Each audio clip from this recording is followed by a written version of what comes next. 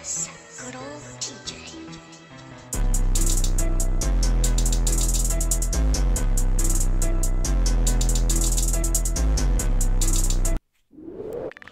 Konnichiwa, news watch boy guy. Back on a regular video. And today, guys, we're doing a video on any news channel. It is called Achilles, Rider of Red, Explain Fate Apocrypha Pass and Lore Part 1. We're gonna do Part 2 as well. It's gonna be the next video that we're gonna do on the channel.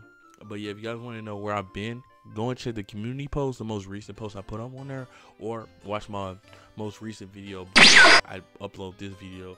And look at the beginning, like I'll say like a minute to like 3 minutes of that video, and you'll know where I've been and what's going on with me. But anyway, guys, yeah, so I seen you guys actually want me to react to this, so I'm actually gonna react to this. Do part 1 and part 2. I'm pretty sure part 1 is just knowing about like his history, and then part 2 is gonna be his abilities and stuff like that, going into more detail about that. So like I say, if you guys want me to react to a video that you think that I should react to, or that would be actually cool to bring to the channel, if it's even if it's a new type of idea, go ahead and leave in the comments down below. I do get to all my comments. I react and I comment, like, etc. on all of the comments. I reply to all my comments when I do get to them, but I do get to all my comments. So yeah, if you guys want to leave me something to like react to, like I said, let me know about the video idea, and then like I say, just send me the links in the comments down below, and then just go from there. Be easy. Like I say, guys, like I say, I want to bring content to you guys that you guys are gonna enjoy, and then also stuff that you think that I would enjoy myself to bring to the channel as well. And like I said, it's just a never-ending cycle. You know what I'm saying? So without further ado, guys, let's just get right into this video. So play. It really is a shame that we didn't get to see Achilles more often, especially considering that he's one of the more well-known servants. Well, since, you know, he's Achilles. Whether it's through some movie or TV show or a random lesson of Greek mythology, you've definitely heard the name Achilles before. Definitely. Personally, I think that he was really underplayed and underdeveloped as a servant. He's a rider that we barely saw in his chariot and has noble phantasms and fighting ability that's equal to Vladwell in Romania. But you wouldn't know that because the only times that we ever got to see him fight for real was against Chiron. Yep. Like, that Chiron versus Achilles was has a noble so. phantasm that I might literally just watch would that have made video. it impossible for the Black faction to win if Chiron wasn't on their team. That fight was and so you'll see dope. why in my video tomorrow explaining his abilities and noble phantasms. But since Fate Apocrypha pretty much assumes that you already know all the backstories and abilities of the servants, you must have been pretty damn confused when Astolfo received literal plot armor from Achilles. Things do make a little more sense once you get a bit more information surrounding that particular event. But first, even though you know who Achilles is, you probably aren't familiar with his origins. So let's talk a bit more about one of the greatest Greek heroes from the Trojan War, who we know from Fate Apocrypha as the Rider of Red. Achilles was the son of the sea nymph Thetis and the king Peleus. Thetis was the goddess of water, but Peleus was just a mere man, meaning that Achilles himself was mortal. A quick side note though, because I'm sure a lot of you have the question on how Achilles knows Atalanta.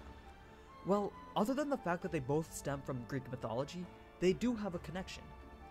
Peleus was a part of Jason and the Argonauts during their attempt to find the Golden Fleece. Not only that, but he also took part in the Caledonian boar hunt. If this sounds familiar at all, that's because if you remember from her episode a couple weeks ago, Atalanta took part in both those events. Peleus even had a wrestling match against her and lost. So it's not unlikely that Peleus told stories about Atalanta to Achilles. But back to what I was talking about. Peleus being human meant Achilles was only a demigod, so he wasn't immortal. This had worried Thetis, so she did everything she could to make him immortal. I know it's like, okay, I'm gonna pause. I know it's like random. I got a few things. One, it's like, okay, I know demigods, like, is there a way where a demigod could be stronger than a god itself? Because I see a lot of these demigods and they be doing a whole lot of stuff that they shouldn't be doing comparing to gods, and it's like, can they be stronger than a god in a way, or they just never can be because they're always just because they have one human that's their mom and their dad, and then the other one is the god. Like, is there any way that a demigod can be stronger than a god? And also as well, this is just random, but I was just stupid. But I was like, when I was watching Fate Apocrypha back then, and it was like Saber Red, or like the red versus the black, I always thought that the black, like the ones of black will wear black and the ones of red will wear red. but that never was a case. I don't know. That was just me. I just thought like something stupid like that. I don't know. It's pretty crazy. Anyway, let's get back to it. So play. Him over a fire every night, then healing him with some ambrosial ointment, which, if you didn't know, ambrosia was a substance of the gods which is supposed to bring immortality to those who come into contact with it.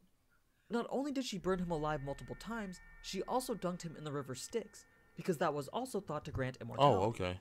Which, of course, it ended up doing. Achilles did in fact become immortal, but there was one small mistake that Thetis overlooked while dipping Achilles in the river. Apparently, she had gripped his legs so tight around the heel area that none of the water came into contact with it. This is starting to sound vaguely familiar. Oh yeah, with Siegfried. Literally, yeah, if these people just paid with a that one little little bit more spot of attention, the they'd be blood unstoppable and all heroic that. spirits. But I guess stories wouldn't be interesting if the hero was super OP and had no weaknesses. You put Curious down. That's So, one. as you'd expect, the term Achilles' heel refers to the only point of his body where he's mortal and can be killed. Now, this is where the story splits.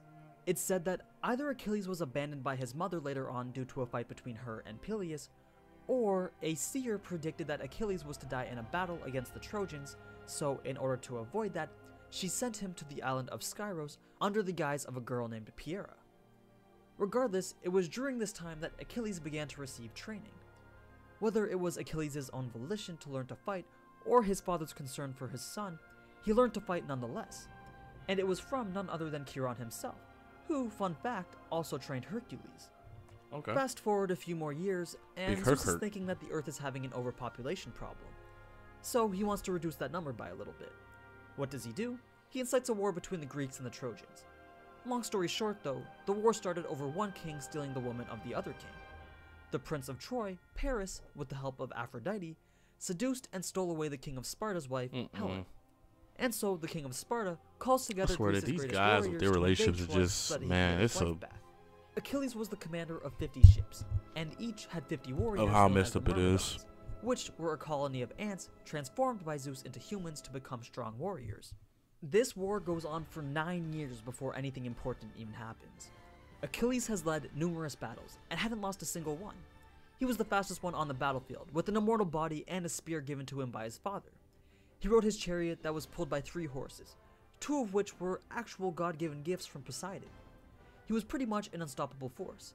Yet, somehow, no matter how many battles he won, they couldn't siege the city of Troy.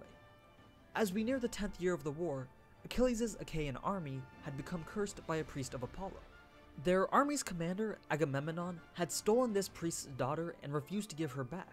As such, soldiers began to die one by one to an unknown plague. The commander had no choice but to return the priest's daughter. But now that he was down one woman, he needed another to replace the old one. Agamemnon decides to take Achilles' battle prize, Briseis, who Achilles would have received as a reward for winning the war. Achilles had actually loved Briseis, but did not contest the commander's decision. Instead, he withdrew from the war and stopped fighting for Greece. The tides of battle began to shift as the Trojans started to push back the Greek forces. You see, the Trojans knew that the Greeks' strongest fighter wasn't around, so they continuously assaulted and gained back once lost ground. Patroclus, who had grown up with Achilles almost as a brother, still fought on the front lines. He convinced Achilles to lend him his armor so that he could pretend to be Achilles on the battlefield. Achilles accepted, but it was supposed to be only until they pushed the Trojans back from the ships, which they had ended up doing. But Patroclus wanted more and chased the Trojans to the gate. He ended up getting into a one-on-one fight with the Trojan prince Hector, who was the strongest Trojan warrior at the time. As such, Patroclus ended up getting killed by him. When Achilles had found this out, he was absolutely struck with grief, and he knew that he had to rejoin the battle to avenge his friend. His mother saw that this was going to happen, so she came to comfort Achilles. She had also brought new armor and a shield created by the god of blacksmiths himself, Hephaestus. Achilles returns to the battlefield and kills a great number of Trojans in search of Hector. Achilles finally finds Hector and gets to face off with him in a one-on-one fight. Hector never stood a chance, and he knew it. So before he was going to die, he asked Achilles to treat his body with respect after he was dead. However, Achilles declined, and instead attaches the corpse to his chariot and drags it all the way back to his ship. Oh, that's savage. This disrespectful act had angered the god Apollo. So as the destruction of Troy grew near with Achilles invading the city and whatnot, the king of Troy, Paris, drew his bow and fired it. It's said that this arrow was guided by Apollo himself to strike right at Achilles' weak point, his heel. Even after this though, Achilles still fought all the Trojans around him, taking out quite a few before succumbing to his own mortality and taking several arrows to the heart. So that's his story pretty much. This was the really abridged version of Achilles' whole story from the Iliad.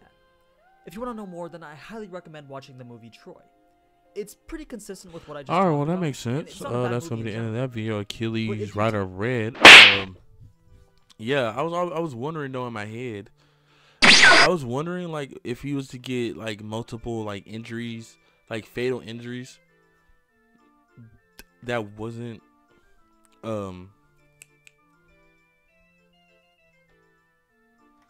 that's what I was wondering, like if he was to take multiple injuries like somewhere like that's fatal, like his head, heart, etc., that's not his heel, and he's immortal, how does he still like heal himself or something like that? Or like if he's like split apart, does he come back together because he's immortal? How does that work? Unless it's just only his heel. I was kind of wondering about that. I was like, maybe try put. No, I was like, nah, I shouldn't possibly just talk about it at the end of the video. So I was kind of worrying on that. So you guys could let me know, explain it to me, let me know in the comments down below, like as far as if he was to, because he's immortal, right? But if he takes, like, if he gets split apart, he gets, you know, some hit him in the brain, multiple arrows in the heart, like you said at the end, does that end his immortality, right? Or is it only because he only got hit in his heel first, then that destroys his immortality, basically? Like that's kind of, I just was kind of curious about that. But yeah, that's pretty interesting right there. Like, so we have to get to part 2 of Achilles. So yeah, without further ado, guys, like, share, excuse me, like, subscribe on the video, hit the notification, make sure you click all so you know about to make future upload. Boink. It's me, it's Boink. I'm out. Peace.